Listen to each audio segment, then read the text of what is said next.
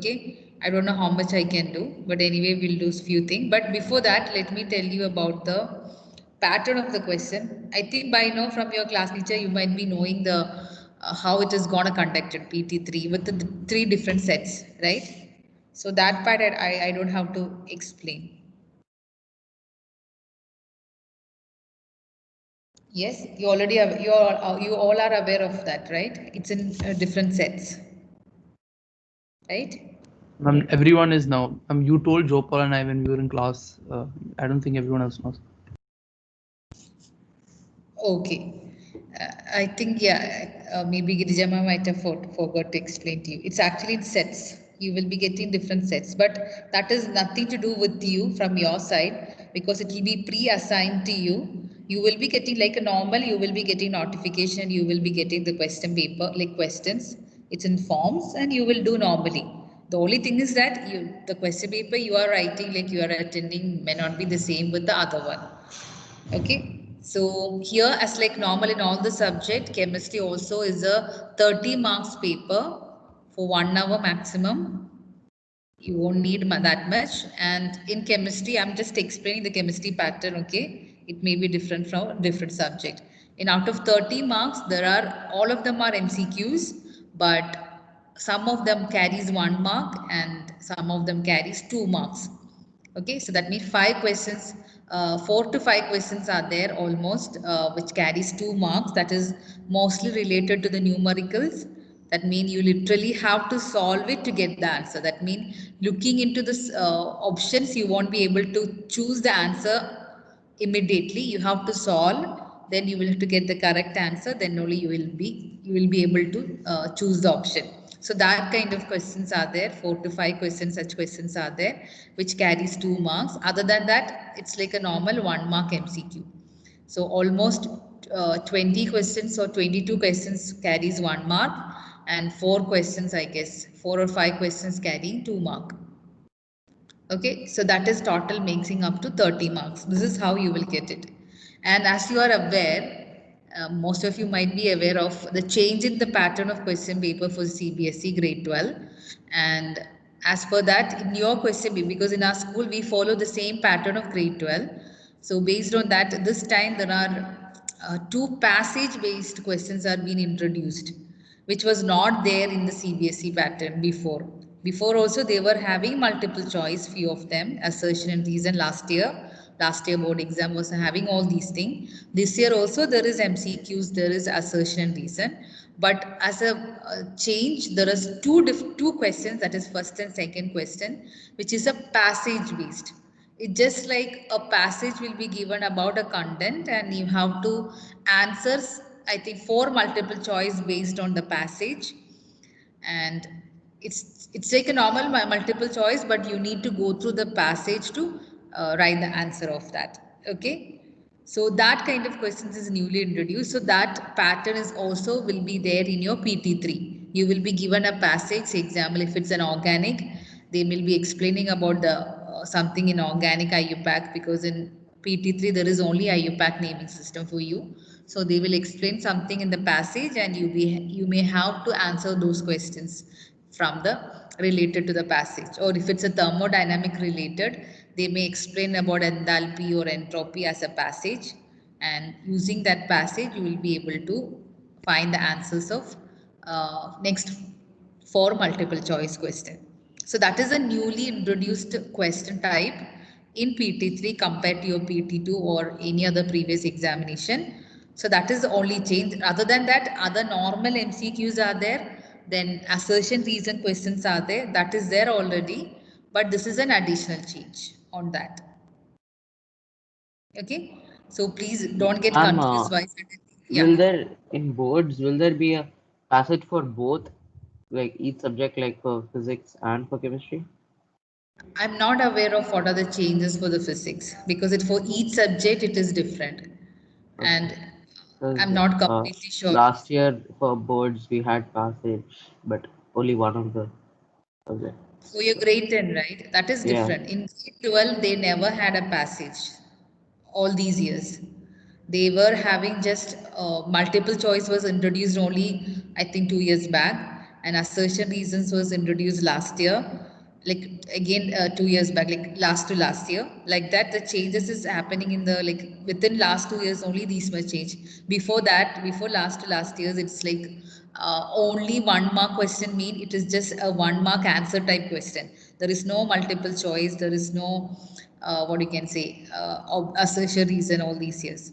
But for the last 2 years, it is there, like multiple choice were introduced and assertion reason were there. But this time the number of multiple choice increased. That is the one change, and also passage based questions are there. So I think now it's only 22 marks are there out of 70, which is related to multiple choice or 1 mark question. So 20, it's increased. That means 2 passages has been introduced. But as your PT3 is only 30-mark question, there is only 1 passage based question. We have not included 2 of them because for a 70 marks paper, there are 2 passage based question. So for 30 marks exam, 1 passage based question will be there, and mostly it will be one first question. But as we are shuffling the number, maybe it will slightly change. But anyway, let's see, 1 passage based questions will be there in your PT3 exam. Okay. So for that passage, there will be 4 multiple choice associated with that passage, and you need to select correct answer as per that. Okay.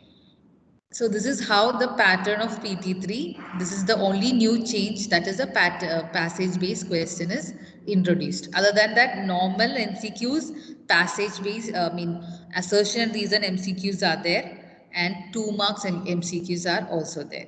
So this is how you will get a 30 marks paper. Because as chemistry is the first subject, I don't want anybody to get confused when you look into the question paper. Okay. Any doubt you want to ask about the pattern of the paper?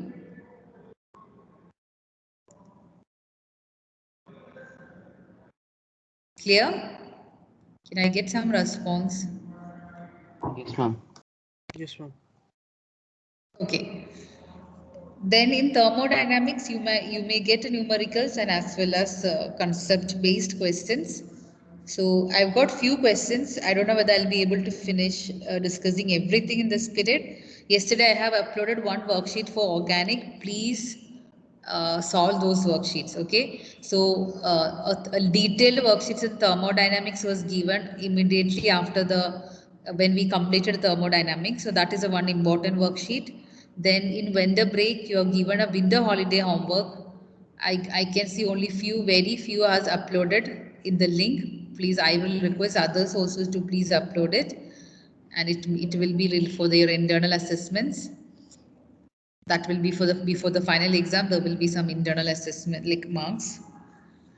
And so those worksheets, if you solve all those worksheets, if you solve completely, and the yesterday's organic worksheet and this PPT also I will upload today itself so that you can refer them also while you are preparing for yourself for the PT3. Okay. What is a state function? Quickly, please. If you are cooperating, we can solve it very quickly. What is a state function? Anybody? The value only depends on the initial and final state.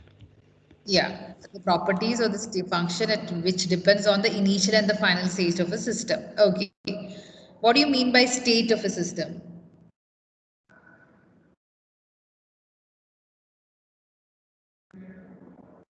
Ma'am, it is a condition of a system when it has definite macroscopic macroscopic values, ma'am. That is the pressure, volume. Yeah, the condition at a particular time.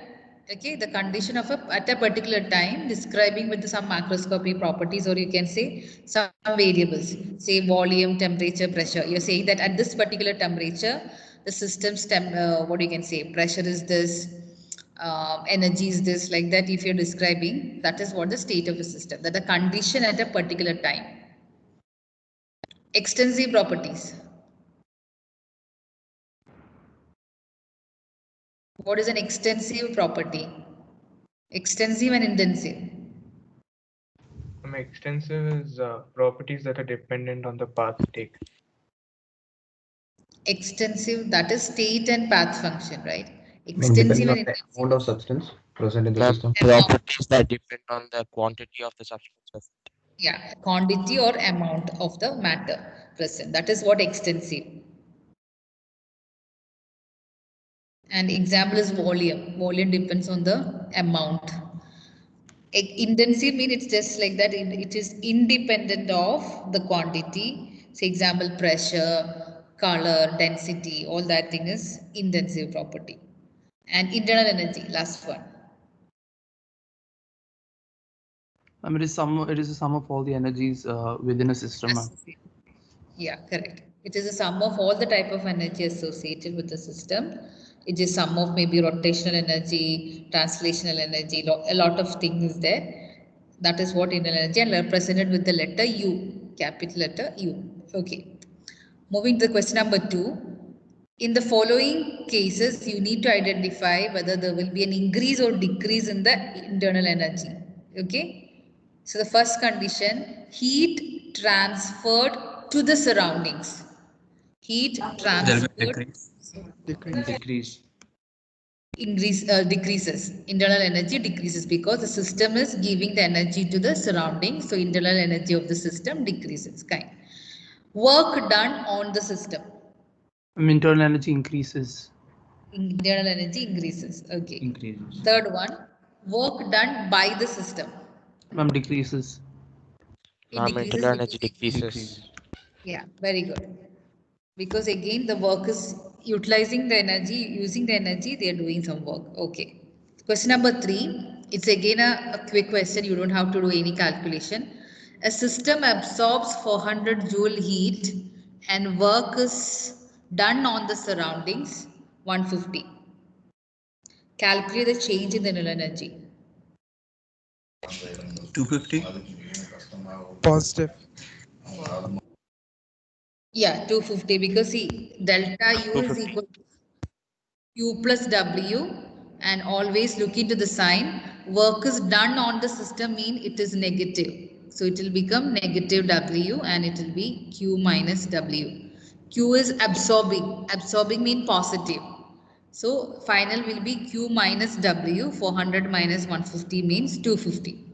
So this is the general equation, but you need to look into the sign based on the condition. Here it is work done on the surroundings. Okay, that is why we take it as negative W. Okay, let's do question number 4. What is the change in energy in the system during isothermal change?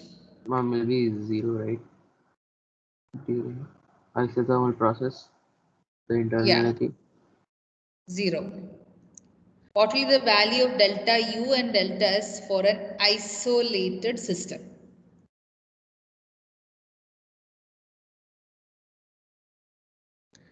For an isolated system, what will be the value? Delta S will be 0 because there will be no change in entropy because no change in temperature. Delta U? Delta U also will be 0, right? 0. Yeah. Give the relationship between delta H and delta U. What are the equations? There are 2 equations, but what is the basic equation connecting delta H and delta U? Delta H is equals to delta U plus PV. Delta U plus P delta V. Or there is one more equation. What is that for the gas, particularly for gas? Delta U plus delta NG RT. Delta NG. This is applicable for gaseous system. Okay. So the relationship between delta H and delta U. Ma'am, for 4B, could you repeat the answer for delta S? What will be the value for delta U and delta S for an isolated system? Delta U is equal to 0. That you know because the exchange is not possible in isolated system. Right? Yes, ma'am. But what about delta S? In an isolated system, what will happen? Ma'am, is it positive? Change in entropy.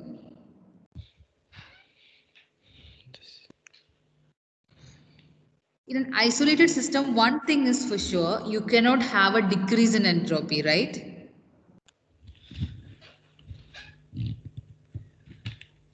It will never decrease in entropy. Then what is the change possible in an isolated system? Positive. Why there is a positive? Zero, ma'am, because there will be no change in temperature leading to a change in entropy.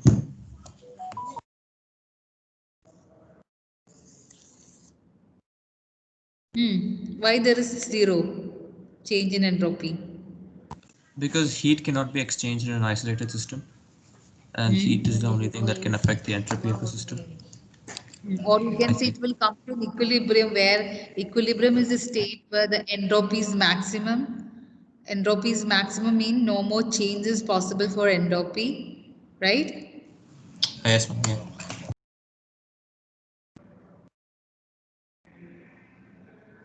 So that is what in isolated system, that system will come to an equilibrium. And we have discussed that in equilibrium is a state where entropy is maximum. So no more changes. Once it is in equilibrium, there is no more increase is possible. Like it's in the maximum state. So in isolated condition, what you can, the system comes to an equilibrium. Ma'am, so delta S is it positive? Delta S, once it reaches an equilibrium, then no more changes possible, mean delta S is equal to 0. Because it has reached an equilibrium in isolated system, mean after that there is no more change possible, right? So it's an equilibrium condition, then delta S will be 0 at equilibrium. Okay, ma'am. Okay, now I think there are few numericals. Let's do quickly. Calculate the heat energy change at constant volume if the heat energy change at pressure for the reaction N2 plus 3H2 gives 2 NH3. That is given as negative 92.38 kilojoules at 298 Kelvin.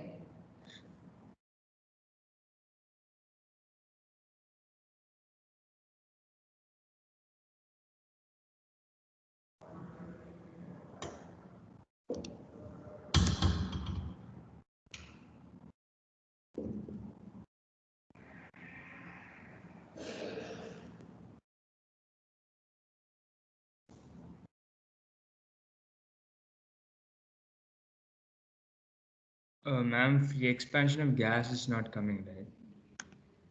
Yeah, okay, okay. I think this is not removed from the syllabus. Sorry. Okay, let's do question number 7. Sorry. This is actually from the previous year's question. This year that part has been removed. Okay, let's do question number 7. Why is enthalpy considered more useful than internal energy in chemical reactions?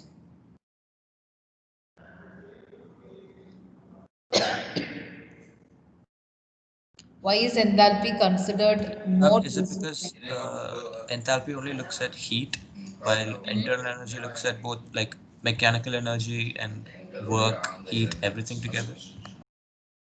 Reverse, no? What you said is like just the opposite.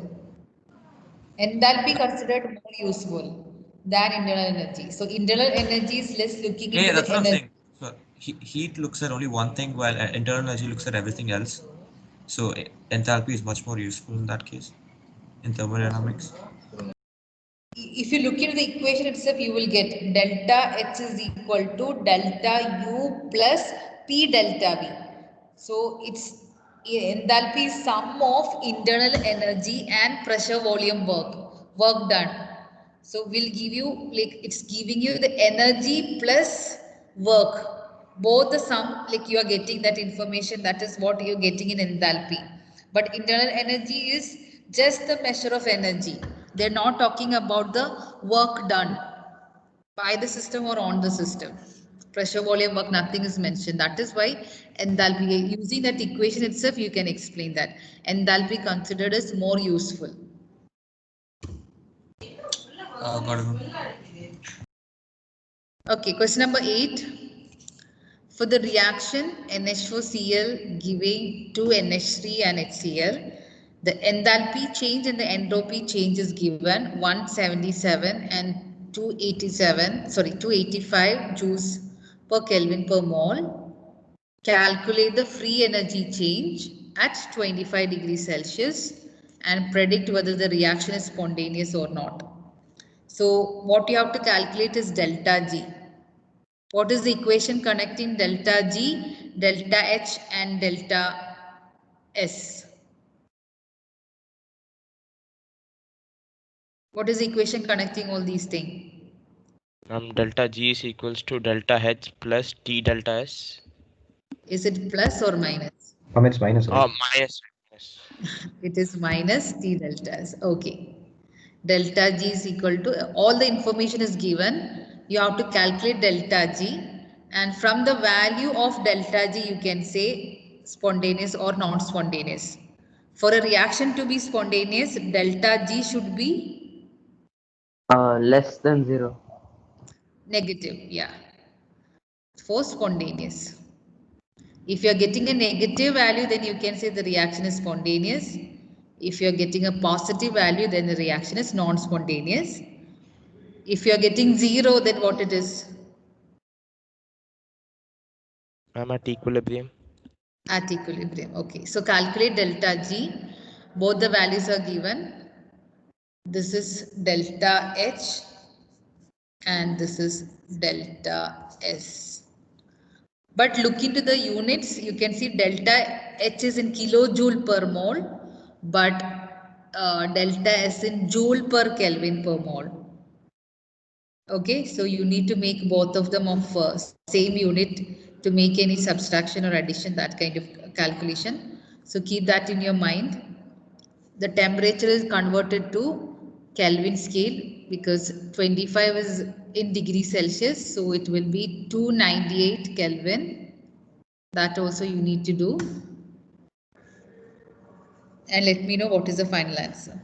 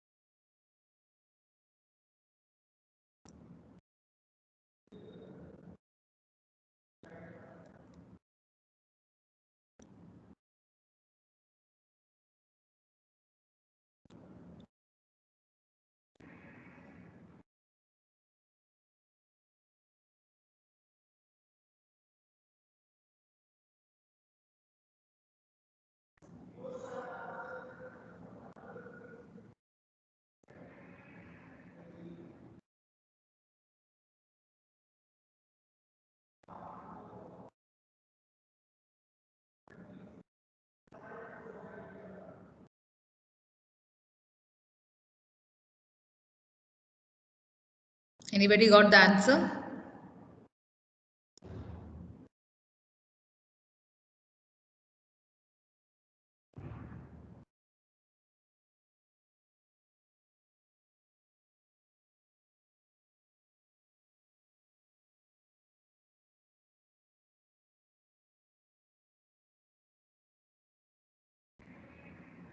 What is the answer you're getting? Ma'am, is it positive 92.07? Yeah, you are getting positive 92.9, right? In what is the unit? Kilojoules per mole, ma'am. Okay, so in these kind of question, as I said, it's a very easy question, but the usual mistake committed in these kind of questions is conversion of this. Mostly they will forget to convert this kilojoule and this is a joule. Usually energy, enthalpy, delta H enthalpy change and free energy, etc., are expressed in kilojoules. Kilojoule per mole is the unit. So only change what you need to do is the delta S value need to be converted into kilojoule by dividing by 1000. So in this particular question, as you can see, delta G is equal to delta H is 177 minus you have 298 Kelvin multiplied with delta S, which is in joules, but you are converting into kilojoule. Dividing by 1000 mean you will get 0.285. Okay, if you made that change, then the final answer is automatically in your required unit, that is kilojoule per mole. So change the one, that is entropy, so that it is easy. If you change the enthalpy of kilojoule to joule, then the problem is that finally again you have to convert that joules to kilojoule back. So this way it is easier. I think if you solve, it's an easy one step. It won't take much time to do this kind of calculation. What is the final answer? Ma'am, is it positive 92.07? Yeah, kilojoule per mole. Okay, because you calculated in kilojoule.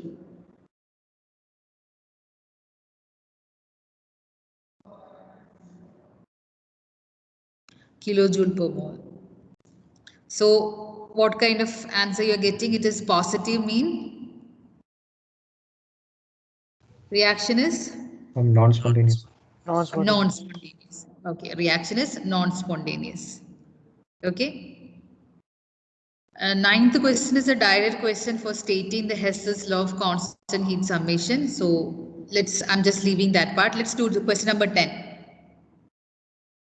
I hope all of you got this one. It's a very easy like this one. Only thing is that you need to convert temperature 25 to 298 Kelvin and also looking into the units given kilojoule and joule.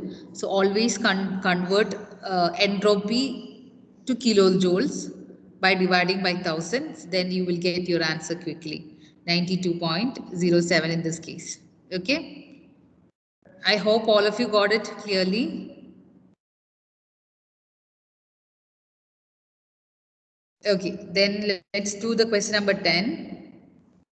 Calculate the standard enthalpy of formation of methanol from the following data. So this is just like application of Hess's law. You need to look into the equation. First write this. What is you have to do? Calculate the standard enthalpy of formation of CH3OH. So how can you write an equation form for the standard enthalpy of formation? How many standard enthalpy of formation mean? What is it?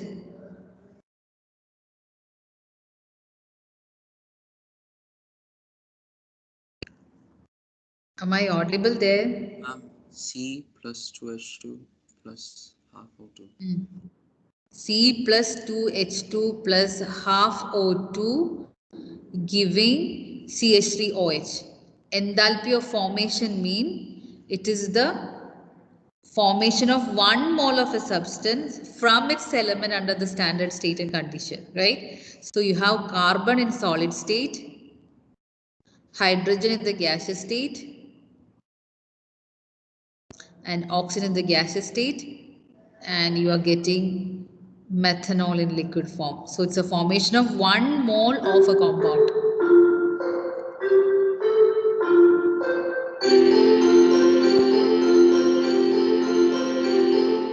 So you have 3 questions given over here, 1, 2 and 3, and you can see here in the first equation CH3OH is on the left hand side, but in the required equation CH3OH is on the right hand side. So you need to flip the equation, right?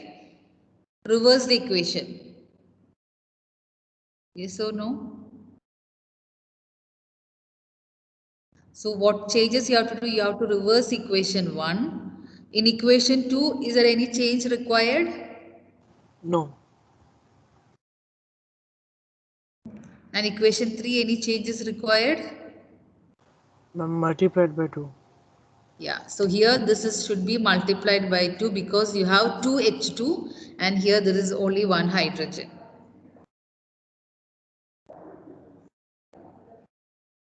Okay, then after that changes, add all the 3 equations together, then you will get this equation, and the value you are getting after all the changes will be the enthalpy change of formation of methanol. So anyway, I will upload this question. Please take time to solve these questions when you are free during the weekend time, so that you will get some more idea about the questions coming in the exam. Okay. So anyway, all the best. Prepare yourself and do your best. Thank you, ma'am. Thank you, ma'am. Thank you, ma'am. Thank you.